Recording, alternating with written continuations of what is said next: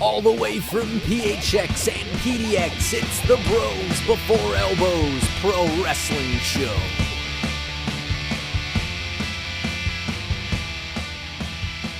My name is Paul Heyman, and it is the greatest privilege of my career to serve as the advocate for the beast incarnate, Brock Lesnar, the conqueror of the Undertaker's streak, a streak that lasted nearly a quarter of a century that ended in 3 seconds at the hands of Brock Lesnar.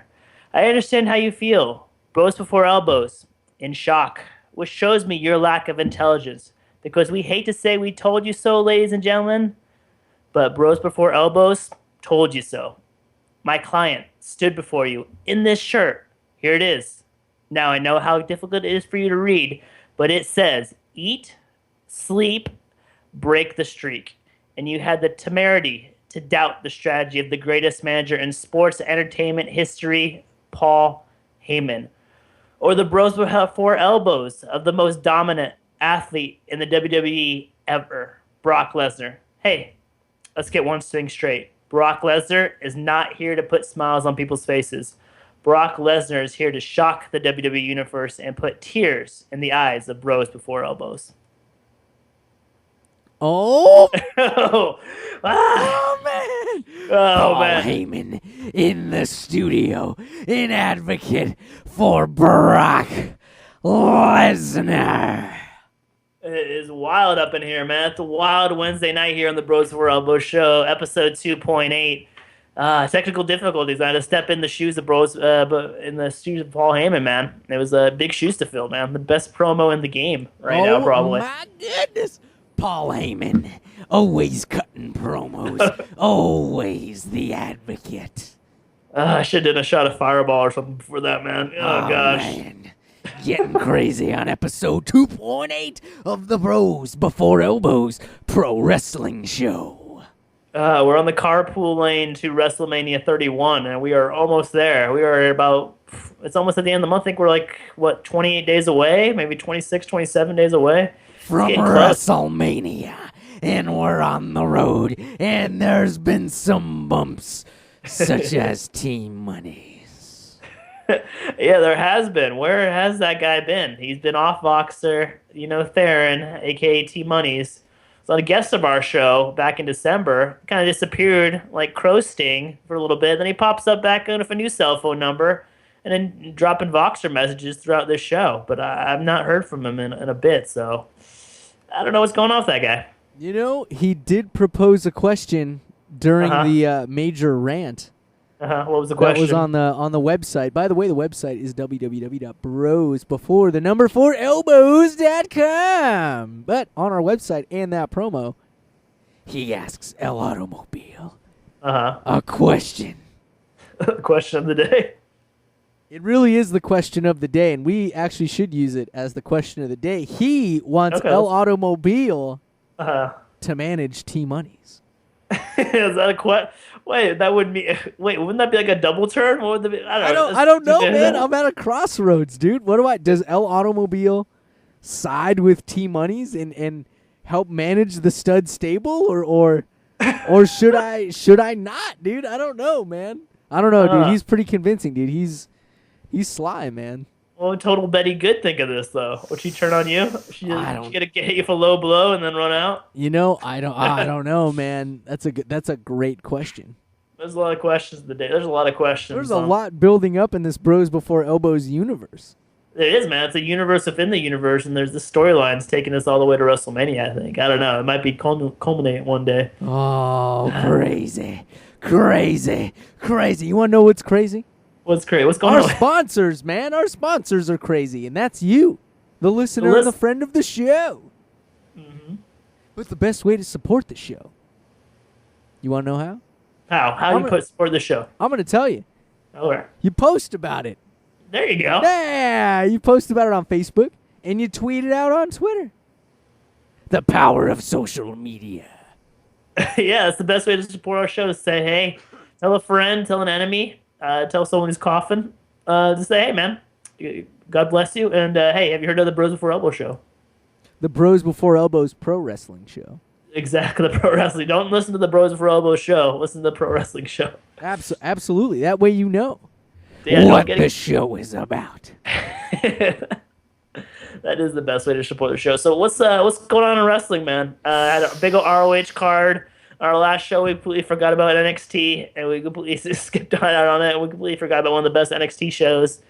And that universe is still meandering. ROH was in Las Vegas for their 13th anniversary shows. They're signing people. NXT's having people that had Rhino on their show. I thought Rhino was just in TNA. He was. Then he showed up on NXT. He came up on my YouTube feed. It says Rhino debuts in NXT, and he comes out and he just spears like a local athlete in like 2 seconds, and the crowd just marks out. You can hear him saying "Holy shit" in like ECW chanting at Rhino. So great because it was like a surprise, like just random match. They had a jobber in the ring, and then Rhino comes out, and you're like, "What the hell is Rhino doing in NXT?" Oh my gosh, dude! How many people did he gore? Just one, dude. Just like the local athlete guy, the guy like Stan Stansky or Jobber McJobston, whatever. And they just was like, "What?" I don't know if he's like going to be there to stay or he's going to book an angle of someone, but yeah, he just had like a. Yeah, but he's. I hope he stays. Yeah, that'd be cool, man. What if? I'm just throwing this out there. Mm-hmm. What if Bully Ray shows up in NXT and challenges Kevin Steen for the world title? What a feud that would be. The men in the microphone wars. Oh my god. Gosh, dude. Last I saw Kevin Steen, he was beating up the announcers on NXT. You know, I haven't. No, I'm terrible, man. I have to watch. I haven't seen it since.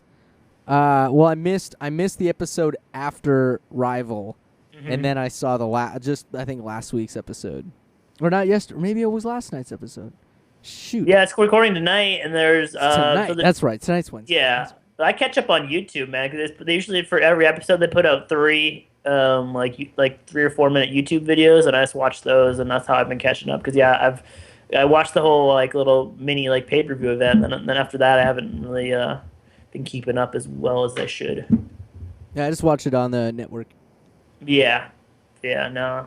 But good. Man, Rival was amazing. Just speaking of that real quick, dude. Oh my gosh, dude. Freaking, I just want to cut to the chase. Not saying that any other match isn't worthy of discussion, but we're trying to keep this within a reasonable time frame here. But all I got to say is the last match, Steen versus Sami Zayn. Yeah, Owens versus Zayn. Sorry, I think we've been calling him Steen. I haven't called him Steen. He's not Steen anymore. No more Steen. Steen versus Jericho. Owens versus Zayn. Yeah. Owens versus Zayn. Dude, what an incredible match. For Zayn to freaking kick out by just pure exhaustion and rolling. And to take like 10 power bombs, dude. So great, dude. He took like ground and pound, dude. Steen was just like punching him in the face. It was just like brutal, just like, God, dude, that was just some of the most brutal, like, just shots on the ground. Just like Steen, like Zayn's like caught in the ropes, and Owens is just like punching him like through the ref and like through the doctors. Yeah, that was pretty intense. That was like, whoa, man, whoa. I saw some pretty gnarly aggression like that during the Daniel Bryan Roman Reigns match, dude. I felt like there was some moments of like, whoa, these guys are really, really giving each other forearms to the head. Yeah, dude, those elbows, man, they were like, everyone said there's a reputation that Daniel Bryan works like really like stiff. He's like a stiff worker. He really puts it into you. And so I guess Roman Reigns kind of like came up to the challenge, dude, and said, hey, man, if you're going to work a little stiff, I'm going to come right back with it, man. Yeah, because that was a really physical match, man. I think that was part of that what made that match so good. I was going to say I didn't want to let that dwindle away, but man, that was an incredible match, dude. A lot of aggression, and I think it was necessary. Just speaking on behalf of that message or that match, that it set the stage for Roman Reigns being ready for WrestleMania. There had to be a mega aggression in that match to prove that he's ready for Lesnar. Yeah, dude, because Lesnar, dude, like every time he gets in the ring, dude, he like kills someone. He killed John Cena at SummerSlam, killed Seth Rollins at John Cena at Royal Rumble. Killed him dead. Yeah, Dunn killed CM Punk at SummerSlam a couple of years ago. That was a great match. So like every time Brock Lesnar steps in the ring, dude, he's put on like a match of the year since he's come back to the WWE. So yeah, man, Roman Reigns has to be like on a super A game, and what better, like, more physical dude than like a former MMA champion than Brock Lesnar to really test Roman Reigns at that kind of like area of his game. Dang. So that's cool. So you're 100% on board Roman Reigns train. You're not like I am. not looking back. Yeah, me too. You want to know why? Because there's always room for Daniel Bryan to say, "Hey, I never officially lost the title." True. Yeah. He could be like, "Hey, man, fair is fair. You beat me for a chance to be at WrestleMania. I not only did I not win the Royal Rumble, but I didn't beat you, so that's fair. However, I never lost the title, so I deserve at least one more match." Yeah, a rematch. A rematch. And if Roman's is at that point, it would have to be set up to where, depending on where Reigns is viewed at in the universe, you could really have either a trade-off of, okay, Daniel Bryan, I'm just hypothetically playing out this scenario in my head. So, like, Daniel Bryan, let's say, he's cool with Reigns, let's say, beats Lesnar. I'm assuming that Reigns beats Lesnar at WrestleMania.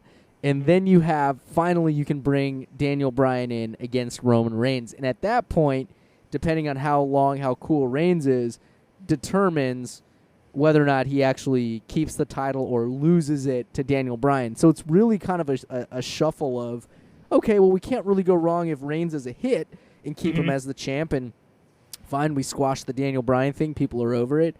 Or people are still really on board with Daniel Bryan and not so much with Roman Reigns, so fine, he beats Lesnar, but you put the title back on Bryan. And then you make Reigns work for, trying to get the title back. But then how do you mix Seth Rollins, dude, sitting there with that Money in the Bank briefcase, dude? He's sitting right there, like, waiting in the wings, dude. And there's like he has a whole year. Actually, he has like 2 weeks left, right?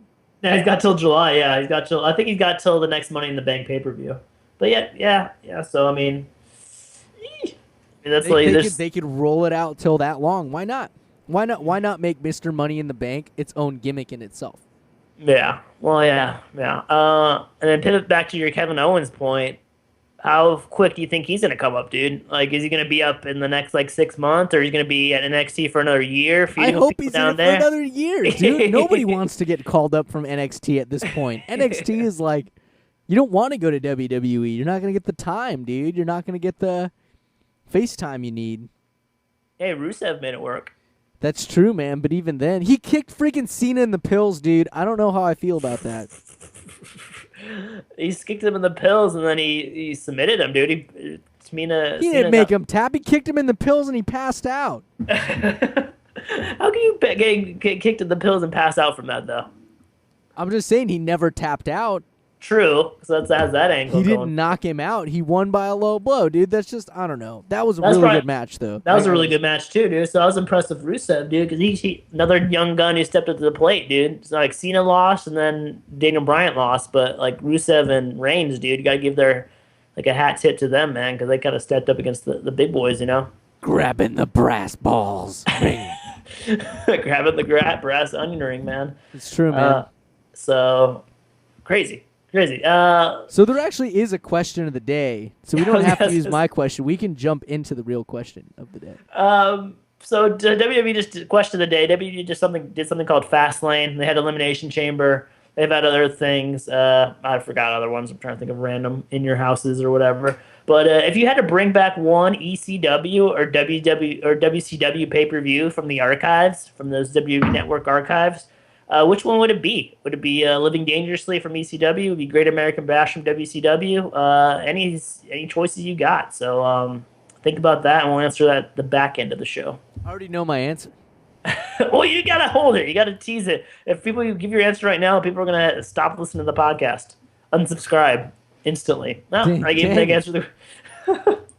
Take down our YouTube, flood our site with hate mail, pitchforks. So we're doing a new segment. Instead of jumping right into Raw, let's jump into a new hot tag segment, aka news, aka hot angles. So we're calling it Hot News Tag. So first topic I saw on CagesizeEast.com, great friends of the show, always posting our show up there, is Dean Ambrose, Luke Harper officially added to the WrestleMania 31 Intercontinental title ladder match. So you got Wade Barrett, Luke Harper, Dean Ambrose, and R-Truth competing in a ladder match at WrestleMania 31. R-Truth. RC IC belt, and there's 2 spots still available. So there's gonna be a 6-man Intercontinental title ladder match at WrestleMania. So isn't that like? What do you think about that? Yeah, I think it's sweet. Who's in it? Who's in it again? R-Truth. R-Truth. Wade Barrett, R-Truth, R-Truth, and Kofi Kingston. No. R-Truth, Wade Barrett, Kofi Kingston, Dean Ambrose. No Kofi. Luke Harper. Luke Harper. That's right. Okay. Dean and there's Ambrose. 2 spots available. 2 spots available for like maybe Ziggler, maybe Daniel Bryan, maybe Sheamus, maybe. It's a shame to find the bang to that again. Maybe Kane or Big Show for some reason. Oh God, no more. Just put Kane versus Big Show. Kane versus Big Show at WrestleMania 31. They might do that, dude. If you predicted it first, man, they might do that. That's to give those guys airtime. Why not? Yeah. You know what? Why not? Why not have the 2 muscle men of the Authority battle it out at WrestleMania? Winner has to retire. Loser has to retire. And winner and loser has to retire. They both go home. They both have to be managers, not performers. But they both join the House of Truth. With Truth Martini and Jay Lethal. Yeah, Jay Lethal's my homeboy, dude. Dude, I love Jay Lethal, man. Jay Lethal does the best. Macho Man does the best Ric Flair impression. Yeah. We should get Jay Lethal on the show. That'd be great, man. That'd be amazing, dude. Jay Lethal, if you're listening, you should be on our show. If you know Jay Lethal and you're listening to this show, hey, why don't you tweet out Jay Lethal? Yeah. Hey, Jay Lethal, join our show. Yeah, come on our show. Let's talk, man. Let's talk some ROH. Let's talk some TNA. Let's talk possibly you going to NXT one day. Ooh, that'd be cool. That'd be so Jay Lethal in NXT. That'd be sick. But I don't know, dude. ROH is like, you got Samoa Joe, you got Kaz and Daniels now, Alberto Patron or whatever. Alberto Patron. You got AJ Styles, dude. Like I'm telling, and I freaking predicted this, dude. ROH is going. It is on the map, dude. It is taking over its territory in freaking wrestling promotions, dude. WWE doesn't have a damn thing to worry about TNA, dude. It is ROH that they have. I'm telling you, man. It is ROH that they have to worry about. That's why NXT is like sick as nuts, dude. It's so cool because it's like the WWE version of ROH. ROH. But ROH is ROH, dude, and that in itself is like the beauty of what ECW was. These raw fans, these freaking awesome wrestling matches. Like, telling you, man, WWE has got man, Vince McMahon, I'm telling you, Vinnie Mac, if you're listening to this show, you need to understand. ROH is... What? They're listening to their corporate boardroom right now. Yeah. Put me on the conference freaking call right now. All right? Plug me in on the jet and the speakerphone. Hey, man, this is what you need to know. NXT is a good thing. You better be watching it, Vinnie Mac. Your biggest competitor is coming right up the road, dude. They're coming. They're coming fast, dude. ROH, dude. I'm telling you, go watch out. Dude, the thing I was just looking at while you were talking about ROH and your ROH show, I was looking up at their events.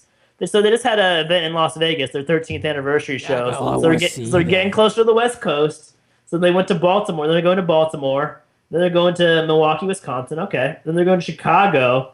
And then the Friday before WrestleMania, they're going to Northern California, Redwood City. They're holding an event the Friday before WrestleMania. Gosh, imagine how good that event's going to be, dude. The Friday before WrestleMania, ROH in the same town as WrestleMania is. Oh my God, dude, I gotta go. I have to go.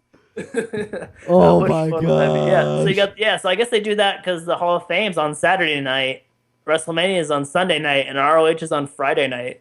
What a weekend, dude! What a freaking pro wrestling! Wear your luchador mask like on the airplane or on your road trip. Just wear a luchador mask the whole week, dude. This is that's WrestleMania like heaven right there. Wrestling heaven, I mean. Dang. Did you catch any of the what was it? I didn't, and I'm refusing to read any of the news about it. Like, I don't want like that's the thing that like You know, it's kind of a realization I just realized. Like, I don't care if I really miss WWE all that much. Mm-hmm. It's like I could just read about it. But when Yeah. it comes to, like, ROH, it's like, don't tell me anything. Like, You have I to see it for have to yourself. see it for myself, you know? Like, Yeah. that's a key difference. See, Vinnie Mac, you could have this. You could have this. TNA, you had it, but you didn't know what to do with it. You fumbled it, dude. You fumbled. freaking fumbled it, and now ROH. You. I can't believe that. TNA just lost Samoa Joe, Bully Ray, and they lost Rhino. I mean, And this is- Sting. oh, God. And Sting And is freaking- Hogan. Hogan. Hogan was a loser anyway on that show, but whatever. Yeah. But yeah, man, it's a lot of body blows for TNA. But yeah, man, so don't look on our Facebook page. I posted a bunch of vines of ROH matches from this Sunday. Oh man, I gotta throw down and watch it, dude. I have to. It I have sounded no re- choice. It sounded really good, dude. So we had AJ Styles versus ACH, Jay Lethal versus who's My Jay man, Lethal? Yeah, Jay Lethal versus someone really Alberto good. Del Patron. Yeah, I think that's who it was. God, Yeah, that's 'cause a really he's good the match. TV champ. Yeah, and then it was Jay Briscoe in a 4-way match. And then it was Them boys. yeah, it was who was it? Young Bucks versus Red Dragons rematch. Oh, God. God, dude! Oh, it's so super good. kicks. So good. So many I think I'm super gonna watch kicks. that tonight, man. I have to. I have no choice. I don't care, dude. I will watch that. You know, I wanted to watch Wrestle Kingdom, and I didn't see Wrestle Kingdom either. You know, Oh yeah, the New Japan, dude. Yeah, I heard Jim Ross did the announcing for it. I think it was Jim Ross and Jim Ross and Chael Sonnen, and the UFC former UFC fighter, is really good on commentary. Yeah, I mean that sounds I heard that was really good too, man. Gosh, so many good, so much good. Plus, you got the NXT. We just saw so much good going on in NXT. You know, Wrestling's making its comeback, man. It's It really is, making man. its comeback, dude. Hey, Portland Wrestling. Let's not forget about Matthew Mers. That guy's cool as heck, man. He's supporting all this wrestling, dude. Wrestling, yeah, wrestling community. Yeah. So another rumor I heard was Samoa Joe might be going to. Well, he's in Ring of Honor right now because he appeared on the pay-per-view, and like everyone marked out. But his first match back in ROH is versus Kyle O'Reilly this weekend, actually. So that's gonna be a good match, Kyle O'Reilly versus Samoa Joe. But I heard in a couple months he might be trying to go to NXT. Whoa, O'Reilly? No, Samoa Joe. What? Yeah, that's the rumor. My sources in North Carolina who likes to vox us, Theron, told me about that via text. He said, I guess he read that in the rumors. Maybe in the Cage Side rumors that they post daily that Samoa Joe might be going to NXT. Whoa. Which would just be, oh my gosh, dude. Imagine, like, that'd be so cool. I mean, you could do Samoa Joe versus Owens versus Balor versus... I mean, he's got so many feuds he could do in ROH too, though, which is kind of fun. Yeah, it's crazy, man. No, dude, it's like people don't want to leave the Indies and people don't want to leave NXT. Because of the FaceTime, dude. It's the FaceTime. The biggest challenge that WWE has is it has a massive roster in limited time. Well, they have 3 hours. They just don't use their 3 hours wisely, usually. They're not good at time management. If they were a student at Grand Canyon University, they would not be using their time management wisely. They'd be doing exams at 2 a.m. hungover or something like that. Yeah, they're not good at their time management, man. And they kind of like waste the 2 hours of SmackDown, it seems like, every week, too. Like, with just replaying the stuff they did on Raw, which kind of like sucks. Or like doing rematches from Raw, which makes SmackDown like pretty much skippable almost every week. Really? So. I haven't seen SmackDown in like a couple of weeks, so I don't... Yeah, they moved it to Thursday, which is cool. I mean, so it's closer. It's like a better night than Friday because everyone's like out and about on Friday doing like Friday stuff. But so I catch a little bit more of it, but it's mostly just like either like Raw replays or just rematches from stuff they did on Raw. And like I usually watch Raw live anyway, so it's like if I miss that, if I skip SmackDown, it's like I'm not really missing anything. So it's like just read it on Cage Side. See what I'm saying? Exactly. WWE doesn't have a product that you can just not be afraid to miss. Yeah, that's not good, man. That's like, especially during WrestleMania season, man. This is their like wheelhouse. This is like their road to their Super Bowl, man. This is like skipping the playoffs and missing the World Series or Super Bowl. Instead, it's turning into the Pro Bowl. That's funny, man. Which should ultimately just be a flag football match. It should be. They should be like making like a rocket jock like flag football, or like one. They have like a special football that has like 80 points or something. 80 points. Oh my gosh. Man, what else is in the hot news? 5 WWE myths busted. Okay, so they did upload a video on YouTube today. I saw it on CagesideSeats.com, right on the front page. The 5 myths. So I'll give you a myth, and you tell me if it's true or not. From WrestleMania 3, the first one they did was Hulk Hogan was the first man to body slam Andre the Giant. True or false? True. False. Okay, so WrestleMania 3 was in 1988. Hulk Hogan slammed Andre in 1980, and before that, Harley Race, the King Harley Race, was NWA champion, was the King Harley Race in WF. He slammed Andre the Giant. He was actually the first one to slam it. They showed like a magazine cover of Harley Race slamming Andre the Giant, like from 1977.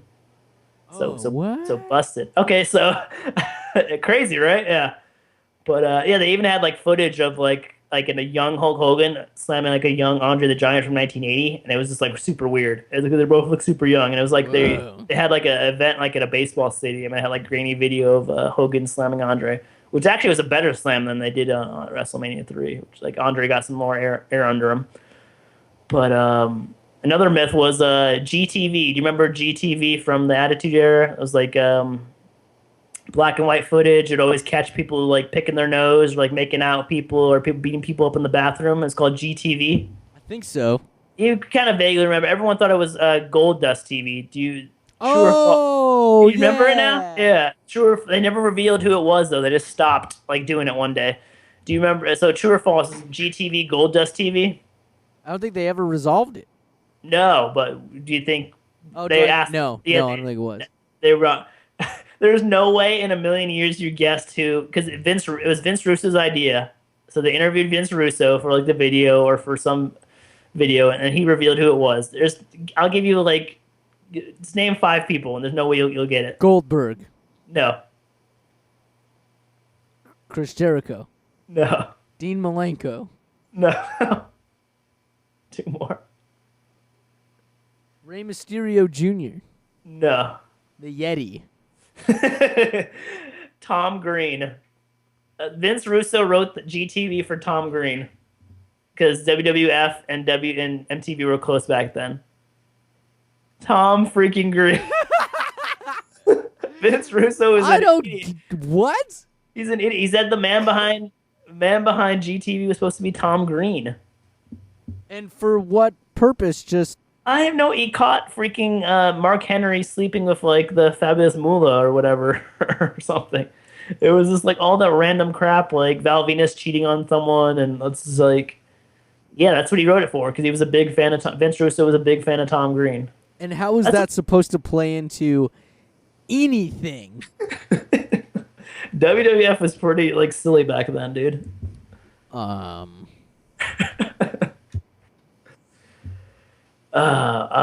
That's really terrible. That is just like I just don't understand the angle.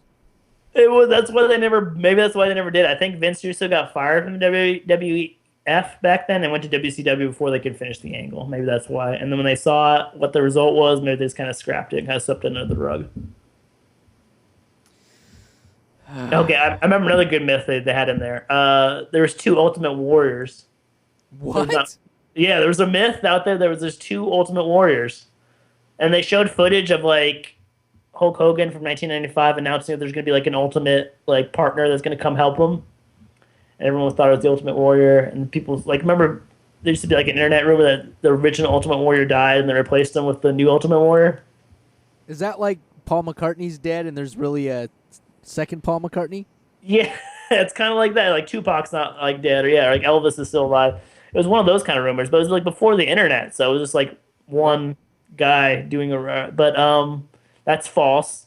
But WCW did try to do a character in 1995 that helped Hulk Hogan called the Renegade, who was like dressed exactly like the Ultimate Warrior and ran out and like did the same moves as him. But I don't know, they never said who it was, but it was like a really cheesy ripoff.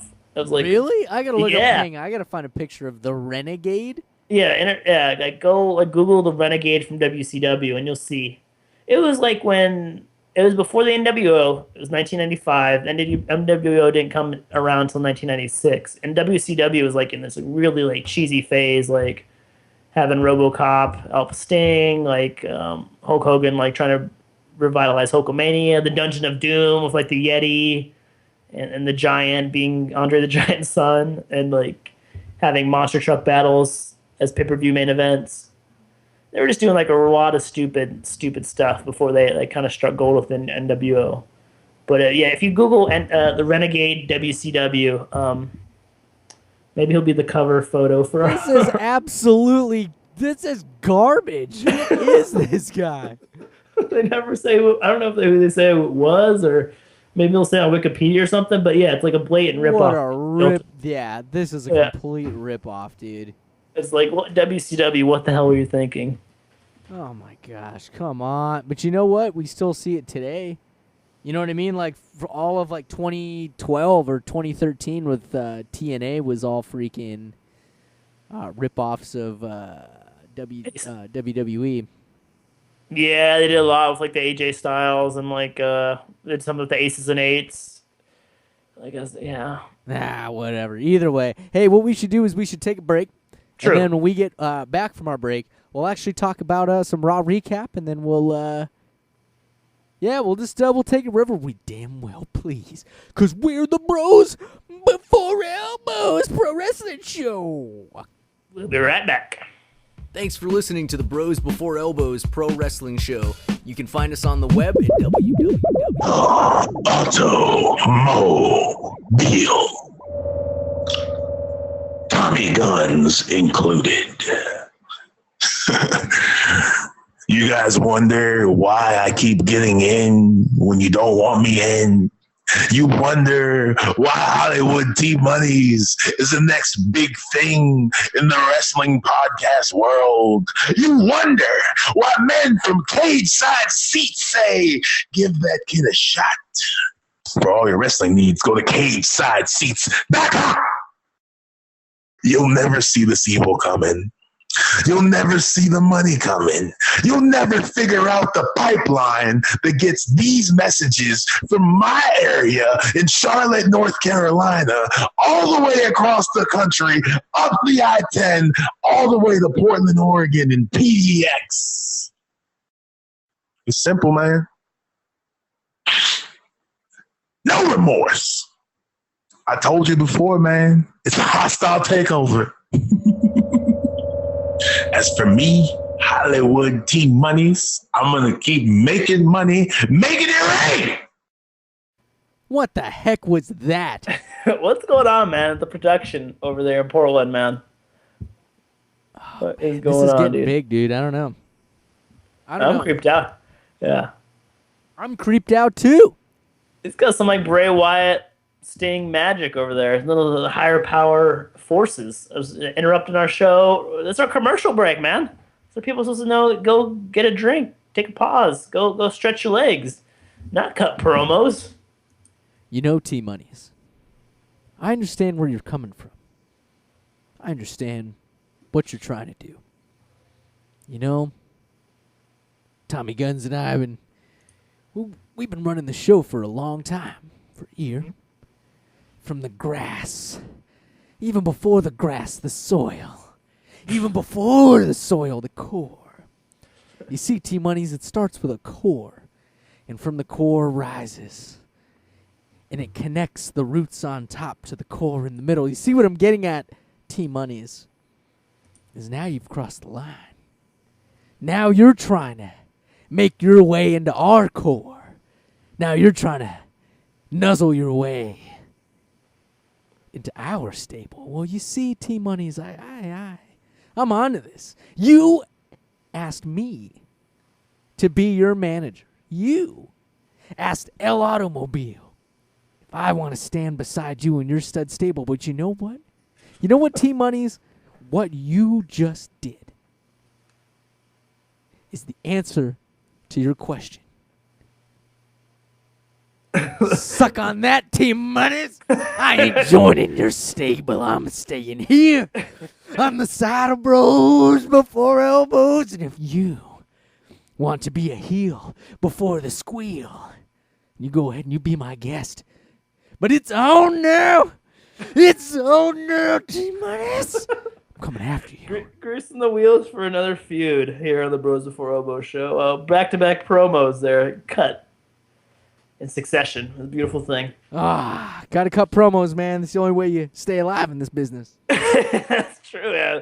The pro wrestling podcasting business, you have to cut promos because people are just going to come over in your podcast and try to invade it. There's a lot of invasion angles going on podcasts. Apparently, in pro wrestling podcasts, you can just hop on in and cut your own promos and get your own episodes out of it. Everybody. Everybody's an entertainer nowadays. Speaking of entertainers, that's Jon Stewart's music. Raw results in live blog for March 2nd, 2015. Let's do a little Raw recapping. Roman Reigns, Seth Rollins started out open Raw. And have you seen anything of Seth Rollins as Jon Stewart feud from The Daily Show? Do you watch The Daily Show at all? I do not watch The Daily Show, although I am a fan of the clips that I've seen. Along with John Oliver's Last Week Tonight. Super fun. Gosh, John Oliver's Last Week Tonight, dude. I think Jeff is absolutely hilarious. His last little campaign thing about Jeff. What was that about? The diseased lung cowboy. Or the cowboy diseased lung or something. Really hilarious stuff. But I have actually seen, I think it was during Fastlane, they showed some of the beef or whatever between Jon Stewart and Seth Rollins, and all I can remember is Jon Stewart saying that he doesn't think Seth Rollins can decide on a hair color. That's messed up. He had a lot of good one-liners. So Seth Rollins opened up the show. He said tonight there's going to be the debut of The Daily Show with Seth Rollins. Roman Reigns interrupts him, and they start arguing about who's the better wrestler, who's the better all-around dude. And Reigns was laughing at Rollins, and Rollins challenges to a triple threat match at WrestleMania. And a weird thing about this crowd, they started chanting CM Punk a lot. I don't know why, where this crowd was. Doesn't say. I think they were in, their Prudential Center in Newark, New Jersey. So right by that airport in lovely New Jersey with that smell. They were at that arena. And they chanted CM Punk a lot, so it's far from Chicago, but they chant CM Punk a lot. So they're chanting CM Punk at Rollins and Reigns while they're trying to cut a promo. And basically, the promo ends when Reigns punches Rollins in the mouth and then spears J&J Security. So that was the opening segment. So it sets up for a match later between Roman Reigns and Seth Rollins in the main event of Raw. That's pretty sweet. I was going to say, that it better have resolved into that. And it did. It was a really good match, but we'll get to that later. Backstage, Rollins yells at J&J Security before running into Randy Orton. Randy Orton's back. He returned at Fastlane. The night after Fastlane, he can't I hear voices in my bread. They come to me. They said I'm fed. They come to me. Still sounds like Temple of the Dog to me. And he calls the beating Rollins received embarrassing. He tells Rollins to demand a rematch. Oh, so that's how it's set up. So Orton told Rollins to get a match of Reigns, and he did that. Next up, Dean Ambrose versus Bad News Barrett. There's a ladder on the stage, so they're previewing the ladder match for WrestleMania. R-Truth's on commentary for some reason, and so I guess Bad News Barrett had the belt. R-Truth steals the belt and puts it under the announce table. Then during the match, Luke Harper comes out, and he takes the belt from R-Truth. So now Luke Harper has Bad News Barrett's IC belt, and Bad News Barrett gets distracted and gets dirty deeds by Dean Ambrose. And so Bad News Barrett loses another match, a non-title match, but and he got his belt stolen by Luke Harper. What is going on? It's like the IC belt's becoming the new hardcore championship, where everyone's just taking it. Because, Dean Ambrose took it from Bad News Barrett at Fastlane, and then R-Truth on commentary is taking it from Bad News Barrett, who got it back on SmackDown or something. And then Luke Harper takes it from R-Truth. I don't know what Luke Harper was doing the last 4 weeks, but he's back. And he's taking the title. He's picking on R-Truth, yeah. So I guess that sets up. I guess that's why they book the Dean Ambrose versus Bad News Barrett versus R-Truth versus Luke Harper match at WrestleMania. But there's 2 spots still available, and we'll get to that later in the Raw recap. It's gonna be Rey Mysterio Jr. Who just signed with like a Mexican promotion. If you visit KZSeats.com. So Miz is gathered around the locker room because he's got a new commercial he wants to premiere. And Damien Mizdow, originally I guess Damien Mizdow was booked for the commercial, but then Miz interrupts the commercial, the filming of the commercial, and he kind of steps on Damien Mizdow's toes, and he starts starring in the commercial. But too bad the commercial was for erectile dysfunction. So he shows the commercial. He shows the commercial, and there's like all the divas back there. There's like Los Matadoras. There's Fandango's back there. El Torito. A bunch of people gather around. They're all laughing at the Miz, and the Miz gets right in Damien Mizdow's face, and he slaps the crap out of him. So then everyone stops laughing, and Mizdow, he slaps the sunglasses right off Mizdow. So Mizdow like gets up right in his face, like all angry. But then Miz says like he wouldn't be in the WWE unless he was working for Miz. So Mizdow gets like a little lecture, and then he apologized to Miz. Oh, messed up. So That's like teasing a breakup and then being like, no, we're still gonna stay together. It's like, no, gosh, no. they have to break up at WrestleMania, I guess. I guess they're probably set up for that. So Bray Wyatt comes down to the stage, and guess what? He has a large casket. And he's talking to The Undertaker. He's asking him to appear. He said he's got a beautiful casket just for The Undertaker. And then Bray Wyatt grabs a gas can and starts talking about fire and how he has the urge to destroy everything. So Bray pours the gas all over the casket. He said he'd walk through the fires of hell to meet The Undertaker, and The Undertaker will burn at WrestleMania. So then Bray lights the casket on fire and starts laughing. Whoa.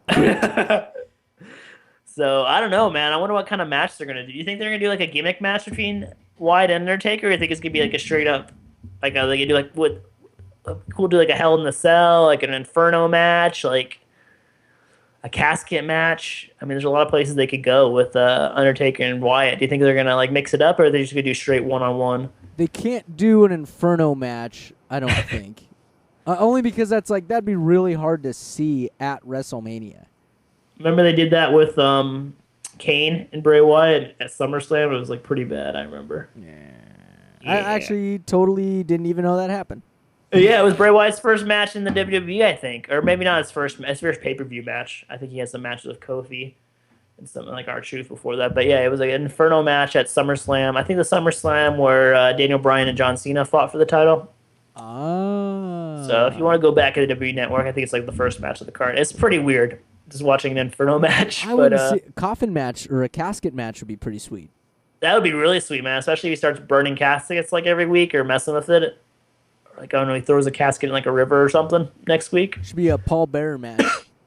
What's that? How do you do that? Paul Bearer on a pole? No, his urn. Oh, urn match, like an urn ladder match. Yeah, exactly. A Dixieland match. What was that, For dude? the urn. It was stupid, dude. It was like you powerbomb someone through the announce table, crawl under the ring, jump on top of the ring, do 3 jumping jacks, hit your finisher, crawl over the top rope, get down, do 5 push-ups, get up. Then you have to crawl or you have to like beam across the ledge of the runway in the crowd, jump and do a somersault, climb up the ladder, only with your left foot. So your right foot has to be hanging off the whole time. So you have to hop with your left foot. Then you have to do a 3D through a table. You have to take a 3D through a table, get back up, climb the ladder again, and then you can get a raffle ticket to spin the wheel to see if you actually won the belt. And if you don't win that raffle ticket, you have to do everything all over again to get a new raffle ticket? Then you have to start the match all over Oh, again. God damn it. Then it becomes, then you add another opponent, so it's like a 3-way.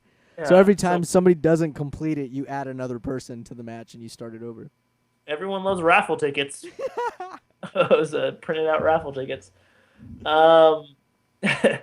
So the Brass Ring Club, a.k.a. Tyson Kidd, Cesaro, and Natalia versus the Usos and Naomi. Ooh, there's been some beef going Yeah, on. so they're doing like a little intergender match. Short match. The women got most of the time, and the Usos and Naomi win with what else but Naomi rolling up and distracting Natalia.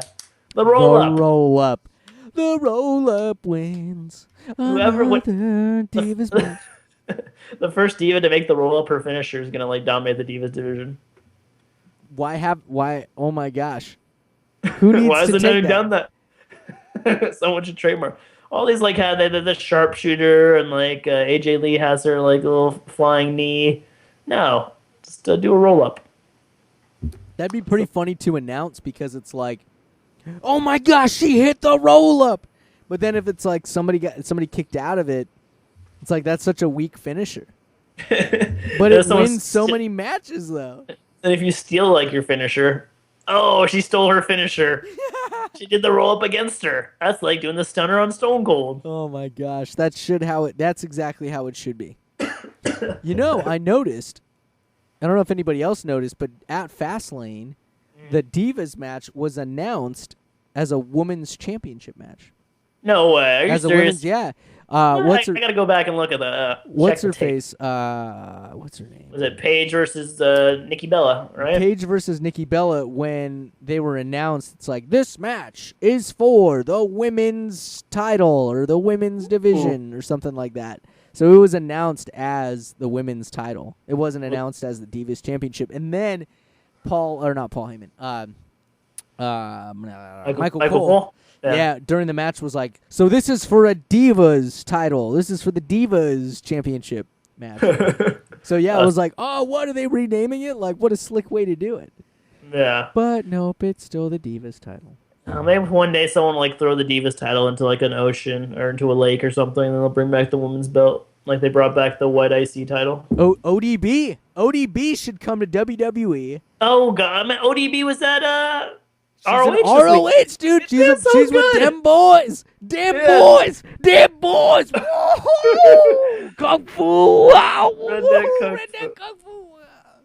Could there be a better like TNA knockout or WWE diva to be indoctrinated into the Briscoe brothers than ODB? Oh Like that's my got a goodness. match made in freaking heaven. That was like perfect like booking. Absolutely. Oh my gosh. Oh, I like ODB. I've always liked ODB. No, man, I liked her gimmick. She always like stood out, and she got like a little rough style. I mean, yeah, man, power style. Is she really married to EY? I don't know. I don't think so, dude. I don't know. I want to look it up. I don't know. I don't think so, dude. I I'm don't so think giddy about that, dude, because it's like that would be a really cool couple if they were legitimately married. But if they're not, like, well, maybe they should consider it. Speaking of couples, Renee Young and Dean Ambrose are officially a couple. Oh, what? Yeah, Renee Young announced it on like Twitter or something. What? Yeah, wow, breaking news. Yeah, I saw it on Cage Side. Nice. Way to go, Dean. That's a lunatic fringe, man. And the announcer from WB, that's crazy. That's cool. So next up, John Cena comes down the ring. And he doesn't have like a. Have you seen the Little Caesars pizza with bacon wrapped around it? Wait, what? We're talking about American cheese pizza, John Cena. But okay, so Little Caesars came out with a $6 deep dish pizza. It's deep dish pizza, and wrapped around the crust is bacon. Oh my gosh. More breaking news. Does it come with a 20 ounce of hot melted butter or garlic butter sauce? The stuff you dip like lobster and crab legs in, you dip it. It comes with a thing of butter. Yeah, that's what you get at Papa John's, dude. You get the garlic butter. Is it garlic butter or just garlic? I don't think know. It's garlic butter. Yeah, I think you're right. It's garlic butter. Yeah. I don't know. It's You like it's like a hollandaise that you dip your pizza in. It's so good. It's so good, but they give you like enough for one slice. Literally, like that thing. You open that packet, it's like enough for one slice, and after your first slice, you're like, damn it, I have like 8 slices left, and then they give me one packet. You know, Papa John skimps on that crap. You know, Papa John, if you're listening to the Bros Before Oboes, let me tell you something. Got a promo on Papa John's. Why not just upgrade to like a 2 liter of garlic butter sauce?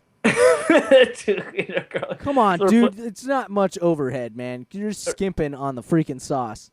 Replace the Pepsis that you have on the front counter in place of 2 liters of garlic butter sauce. No one cares about soda anymore, man. Everybody's like, We know the truth about sucralose, and we know the truth about whatever high fructose syrup. But you know what they don't know the truth about? Garlic butter and how delicious it is. The garlic's healthy for you, and the butter completely cancels out everything. It's good for you. It's good. Hey, as long as you're drinking plenty of water, you can eat as much butter as you want. I don't think you're a medical professional. Please do not take medical advice from Bros Before Elbows. What Bros Before Elbows said. I would inject that garlic butter sauce in my veins. It Man. is so good. So quit skimping, Papa John's. Come on, dude. Hook a brother up. If you replace your bong water with garlic butter sauce. Oh my God, it tastes like Papa John's. I don't think that's like a dangerous fire hazard. Oh God, don't do that either, people. That's terrible. So many Sergeant General warnings with this comes up this episode. Freaking grease fire. Oh my God. So Jane. Okay, so John Cena came out of the ring. He wasn't. And he's basically trying to get into the Andre the Giant Memorial Battle Royal. So John Cena is like really going down the rungs from once in a lifetime to beating Bray Wyatt. Now he's trying to get into the Andre the Giant Battle Royal. So that's weird. So Stephanie McMahon comes down the ring, with her hot hip hop theme music, and she's something like that. So she rails on Cena for trying to enter himself into the Andre Battle Royal. Says after a little rebuttal from Cena, Steph starts talking about Andre the Giant, showing a pic of her and Andre when she was a kid, and Andre was a very large man. And Steph's answer to Cena competing in the Battle Royal is no. She rejects him from being in the Battle Royal. So Cena complains about being omitted from the Battle Royal. Steph rebuts, saying that he just can't get the job done anymore, so they'll find someone else who can get the job done. So Steph is just burying the cheese pizza right now. She's burying him in a mountain of sauce and butter sauce. She's taking him down to pizza roll status. Yeah, dude, he's like gonna be a bagel bite pizza roll, dude. He's like below. You got the fresh pizza, you got your take a bake. Below that, you got your frozen, and then below that, you got your pizza roll. So not even baked pizza roll, dude. Just right out of the freezer, right in the microwave, extra soggy. Okay, before this segment goes on too long, Cena starts begging to be a part of WrestleMania, which is really weird. Seth fires back, saying that the company thrive without their biggest stars in the company thrive without their biggest stars in the big show, and it'll definitely thrive without Cena. The question is asked: what would John Cena be? What would John Cena be without the WWE? And then before John Cena can answer, Curtis Axel comes out and says Axelmania is running wild. And Axel declares himself the best Royal performer of all time for going off the deep end and asking Seth for a match against Rusev. And the crowd starts chanting Axelmania. So Are New you Jersey serious? Yes, New Jersey's behind Axelmania. Axelmania rips off his shirt and says, "What you're gonna do when Axelmania runs wild on you?" And then John Cena's about to leave, but they make a match between John Cena and Curtis Axel, and of course John Cena beats Curtis Axel because he's freaking Curtis Axel. He's not Hulk Hogan. But the crowd went wild, and Curtis Axel might have found his niche in the WWE universe. That's all it takes. It's all it takes is some random promo, some random hey, you're just gonna do this, and we're just gonna see what people think about it. Just do it. I don't care. Just go out, dude. You're gonna do it right now. Oh my God. Okay, fine. And then oh my God, everybody loves it. The crowd's chanting Axelmania. So he's taking that one little bit of him not being in the Royal Rumble and him never being eliminated from the Royal Rumble, calling himself the greatest Royal Rumble competitor of all time, and now he's doing Axelmania. How is he not eliminated again? He just never did. He roll out the bottom? No, because remember he was number 20 or something, and then he was about to come out, and then Rowan beat him up before he could get into the ring. So he's on the entry. Right. And he took 2 steps after his entrance. He got beat up by Rowan, and then Rowan took his place. So Axel was never in the Royal Rumble, but he's never eliminated from it either. So it's just yeah, I guess he has a case. I don't know. Is the Royal Rumble match still going on right now? I mean, as we speak, is he the 24/7 Royal Rumble champ? I guess there was a website that has Axelmania on it, and it counts down, or is keeping a tally for how long he's been in the Royal Rumble. He's pretty much in it until he enters next year's Royal Rumble, I guess. What a gimmick, dude. Yeah, dude, I hope he runs with it, man. He's a pretty good wrestler, like, in the ring. He just hasn't been able to, like, he failed with Paul Heyman, then he failed with being, like, Ryback's, like, sidekick. I mean, this is his third, he's got 2 strikes, man. So maybe, I think he's found a hit, maybe. I just don't get how you don't take off with Paul Heyman, and the same thing happened with Cesaro, too. Do you blame Cesaro and Axel, or do you blame, like, Heyman for that? Or do you blame the WWE? Like, I don't know, like, there's got to be someone else. I mean... Blame the WWE creative, man. I mean, yeah. I thought the promos were excellent with Curtis Axel. I thought the promos were excellent with Cesaro. King of Swing only lasted like 2 weeks, but whatever. Man, I like that nickname, man. That was cool. I like the Swiss Superman too. I mean, like, I think they should have. I don't know. They never really explained why. Like, they just kind of gave up on that, like, really quick. They could have like a little stable with Cesaro, Axel, and Lesnar. I don't know. Like, not too bad, right? I always thought there was going to be a stable with Paul Heyman. Like, I thought it would become like a Heyman team. Yeah. You know, you had CM Punk at one point with Heyman and Brock Lesnar with Heyman. And then you started picking up other people, but it never turned into that stable. And I still think it'd be cool, but I just don't think WWE wants to give Paul Heyman that much control because they know how awesome he'd be. That's true, man. That's true, man. That's true. I mean, yeah, because you saw what he did with ECW. You saw what he did when he was like an announcer for WWE, and saw what he did when he was like the main writer for SmackDown. SmackDown started like taking over being better than Raw, but that was like 7 or 8 years ago when I wasn't even watching the WWE. I was gonna say let's move on. Triple H calls out Booker T. This is like the so-called WWE WCW rehashed out feud? Question mark. Yeah, man. So Triple H comes down the ring. He talks about being 20 years in the WWE and how Vince McMahon gave him the opportunity. And he's talking about Sting, how Sting was loyal to WCW even after it fell. And he was basically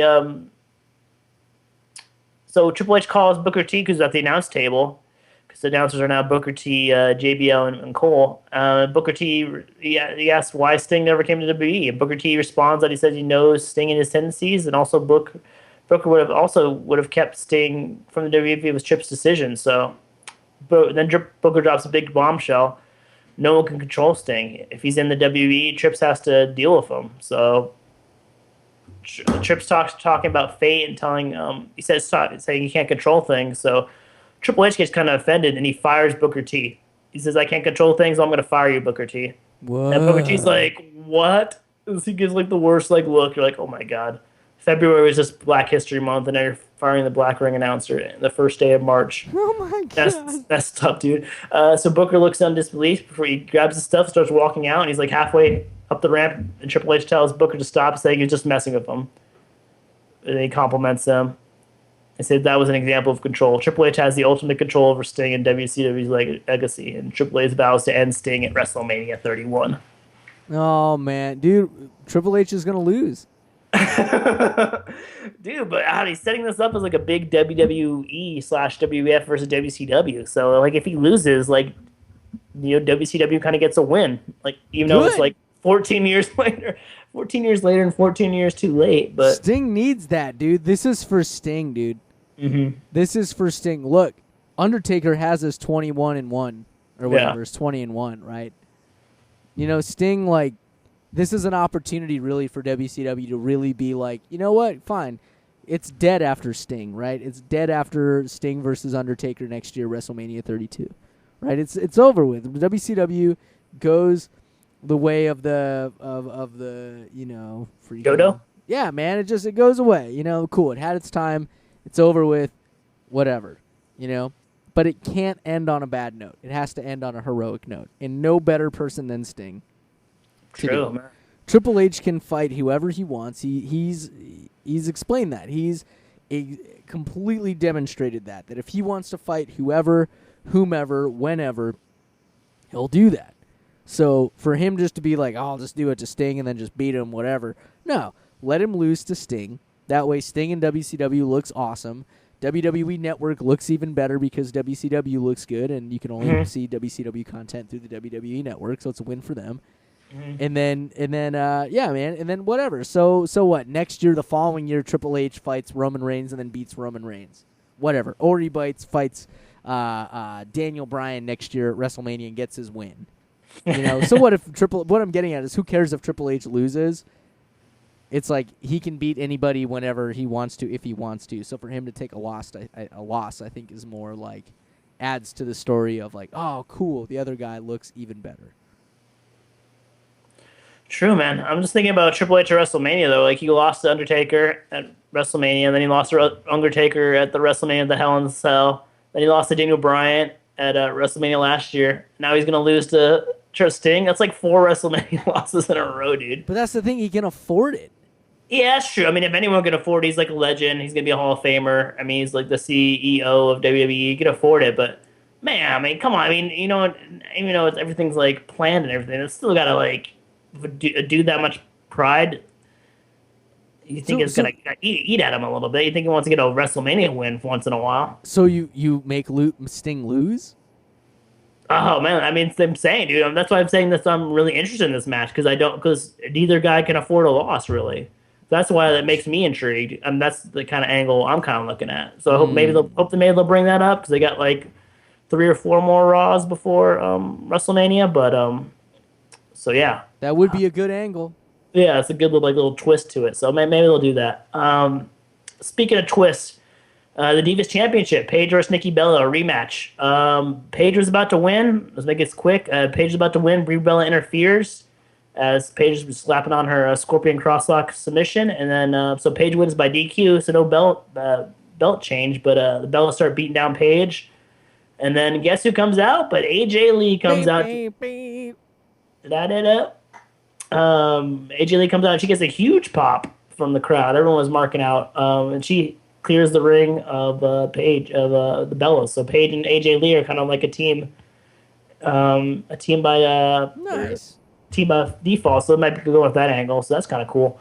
Now it's time for the Daily Show of Seth Rollins. The cool thing about this, they stole all the graphics from the Daily Show, and they stole like the intro music, and they like stole the set and they recreated it within the ring. So it's pretty cool because they did like top notch like stealing of it. So that was pretty cool. They played the Daily Show music. I thought it was good. And then Rollins starts like dissing Jon Stewart. He's not saying he comes out, and then Jon Stewart comes out.